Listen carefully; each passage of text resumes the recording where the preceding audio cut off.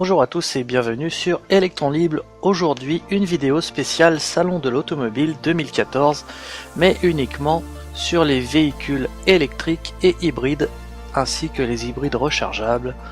Toutes les nouvelles technologies en exclusivité pour vous. Comme vous pouvez le voir, on était en VIP, il n'y a personne, on a nos stands pour nous tout seuls. Donc là, on vient de voir la courbe Cézanne, que nous reverrons plus en détail tout à l'heure. Ici nous avons le stand Smart, bien sûr, avec tous les modèles de Smart électriques. Donc voilà, donc moi j'ai eu le privilège d'essayer la petite Smart Brabus noire électrique en version cabriolet, donc c'est vraiment le top. Voilà, donc on peut voir qu'il y a des bornes de charge, bien sûr. Donc là, la Smart Brabus, c'est vraiment une petite bombinette, hein, c'est très sympa à conduire. Là, nous sommes donc sur le stand Nissan. Donc voici les deux NV220 qui étaient à l'essai. Donc ce sont des utilitaires. Et donc là, nous avons bien sûr la Nissan Leaf, sous toutes les coutures, avec toutes les couleurs. Plein de modèles à l'essai, évidemment.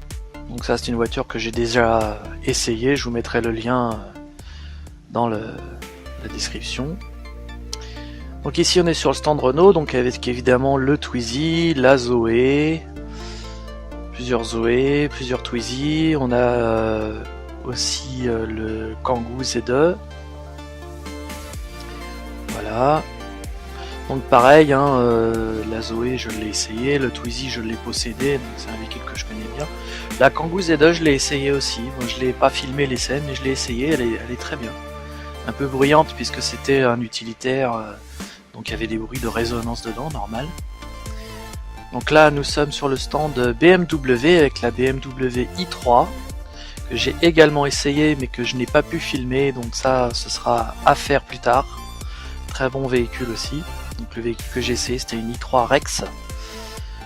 Voilà, le même modèle que ça, de la même couleur.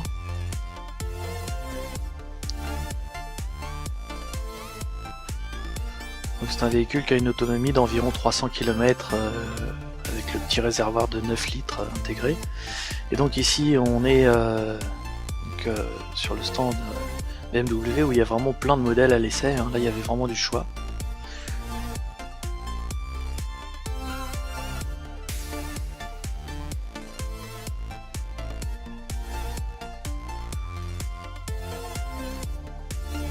Et donc on va bientôt arriver dans le stand le plus prisé de ce salon, le stand Tesla. Voilà, un dernier coup d'œil sur la i3 et nous voici donc arrivés au stand Tesla. Donc là on peut voir un superchargeur, alors bien sûr ça n'est pas un vrai superchargeur celui-ci, c'est juste une démonstration pour montrer comment c'est fait. Là les Tesla sont branchés sur du 220 classique. Donc voilà le superchargeur. Donc deux modèles de P85. Moi j'ai eu l'occasion, je vous mettrai dans la description, d'essayer la P85 Performance, la PAC Performance, donc vraiment celle qui fait 419 chevaux. Hein. Voilà. Et donc là nous voici pour finir dans le stand Kia avec la Kia Soul électrique que j'ai également essayé. Je vous mettrai le petit lien vers l'essai qui a été filmé. Donc voilà donc pour le stand d'essai des véhicules électriques.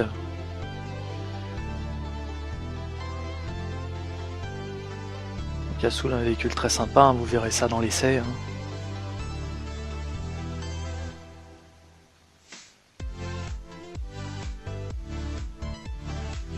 Voilà, donc nous sommes sur le stand Courbe où là je suis à bord de la Cézanne. Donc un petit véhicule de place qui a une autonomie d'environ 120 km, une vitesse de 110 km/h, véhicule 100% français. Alors ça paraît être un peu un jouet comme ça quand on le regarde, mais c'est plutôt bien fini à l'intérieur, j'étais drôlement surpris. Des sièges en cuir baquet de toute beauté. On a un GPS, on a caméra de recul, on a la totale. Hein. C'est vraiment, on pourrait croire que c'est un Twizy au niveau du confort et un peu spartiate et tout, mais alors ça n'a rien à voir, c'est vraiment un véhicule très confortable et très bien fini, qui paye pas de mine comme ça de l'extérieur, on dirait un petit buggy. Après il faut quand même aligner 21 000 € bonus déduit, hein, voilà, donc c'est quand même, on est dans des tarifs assez élevés. Donc là en version découpée pour voir un peu comment il est fait, hein. Donc c'est plutôt pas mal. C'est assez fun comme véhicule, donc là on voit bien l'intérieur, hein, vous voyez, c'est quand même bien fini, les sièges en cuir et tout, c'est très étonnant, hein, la finition est très surprenante. Un coffre immense de plus de 500 litres, mais évidemment il n'y a que 2 places. Ils ont privilégié le coffre. Donc là nous sommes sur le stand de l'EP Thunder. Voilà, l'EP Thunder, donc c'est un prolongateur d'autonomie pour véhicules électriques, donc là notamment il était attelé à une Renault Zoé. Donc, on a eu l'occasion de discuter avec son concepteur, monsieur Ségard, qui est vraiment très sympathique. Et je trouve que c'est une assez bonne idée, à part qu'il faudrait que ça marche aux énergies renouvelables, ce serait pas mal. Plutôt qu'au super sans plomb, mais bon, c'est déjà bien. Là on est sur la Toyota... la nouvelle Toyota donc, qui marche à l'hydrogène, qui est sortie, là ça y est, elle est en vente. Pas en Europe par contre, aux États-Unis dans un premier temps et au Japon. Et elle est plutôt impressionnante comme voiture, elle est très très grande, très longue. Donc ici on est sur le stand Renault avec l'Eolab, un véhicule hybride rechargeable, hein, c'est un véhicule assez surprenant, qui pour l'instant est à l'état de prototype. D'après les dires de Renault, en fait, elle ne sortira pas en l'état, mais la technologie qu'elle embarque sera certainement mise sur des véhicules un peu plus tout public. Mais déjà, on peut voir que le design est assez surprenant et plutôt réussi. C'est un véhicule qui est censé consommer 1 litre au 100, donc c'est plutôt exceptionnel. Donc à voir quand ça sortira réellement sur des véhicules abordables.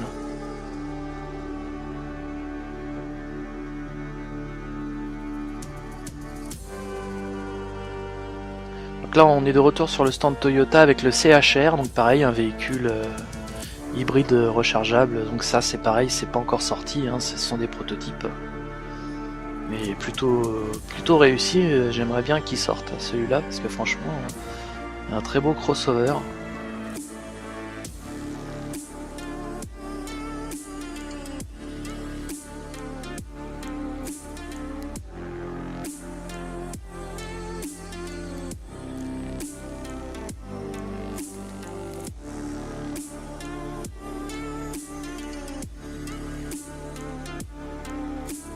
Donc voilà pour le Toyota CHR. Et le fameux Highroad de Toyota, donc un petit véhicule un peu dans le style du Twizy, mais 3 roues, et qui penche dans les virages et tout, c'est assez amusant. Donc pour l'instant il est en essai, il n'est pas encore vendu au public, mais ça devrait pas tarder.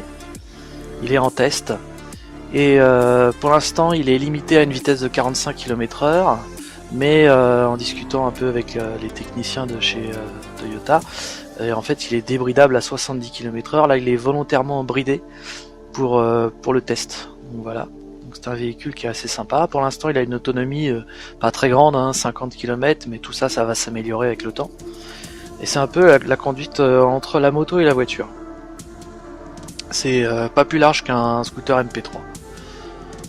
Ah, donc là on est sur le stand de Volkswagen avec la XL1, donc un véhicule hybride rechargeable qui consomme 1 litre au 100, donc qui est en vente mais à très peu d'exemplaires et à un prix évidemment élitiste, hein, de plus de 100 000 €.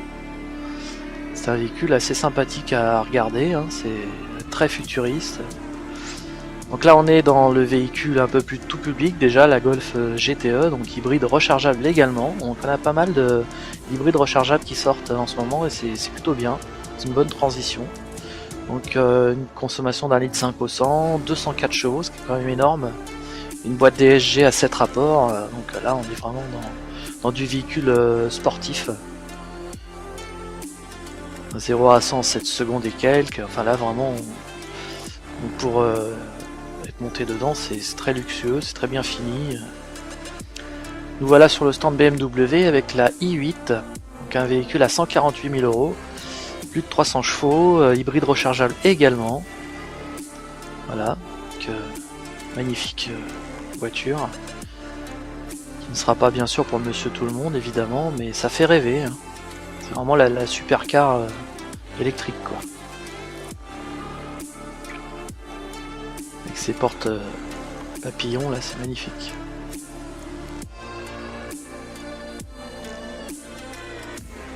Là donc on est sur un 4x4 BMW hybride rechargeable.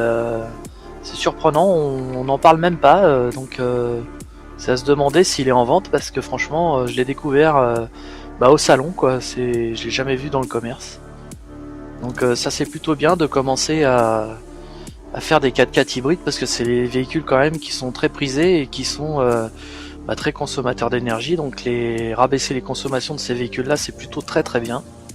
Moi je suis pour. Voilà l'e-drive. Donc certainement pas encore commercialisé mais ça va pas tarder. BMW est en train de nous préparer des sacrés changements dans leur gamme, notamment bientôt avec une i5. Donc là on est avec la i3 bien sûr, hein. La star du salon, l'une des stars électriques du salon on va dire, qui rencontre un franc succès et c'est mérité parce que c'est vraiment une très belle voiture. Beaucoup plus belle en vrai qu'en photo. Et à conduire c'est un vrai régal.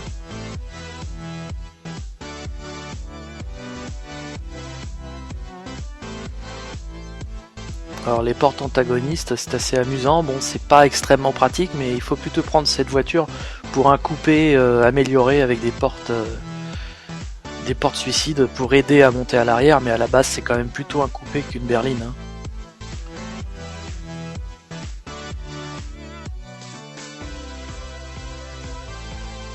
Plutôt sympathique cette voiture. Donc là évidemment on est dans le top du top, hein, la Lamborghini hybride rechargeable. Et oui, donc tout le monde s'y met, hein, tous les grands constructeurs, pour des raisons justement de normes de consommation et de CO2. Eh bien ils commencent à nous sortir des véhicules dans ce style. Alors évidemment ça c'est des véhicules à plusieurs centaines de milliers d'euros. Là on a l'équivalent de la e-Golf puisque c'est la e-tron de chez Audi, donc c'est ni plus ni moins qu'une Audi A3 avec la technologie de la Golf GTE, hein, tout simplement. Donc hybride rechargeable avec une cinquantaine de kilomètres théoriques en électrique et le reste en essence, mais avec des très faibles consommations et 200 chevaux, donc c'est plutôt sympathique. Très bien fini évidemment, la qualité Audi ça y a rien à dire. Assez spacieux, hein, pas mal, très bonne finition, avec un coffre plutôt bien, les batteries ne grèvent pas trop le coffre, il est plutôt correct.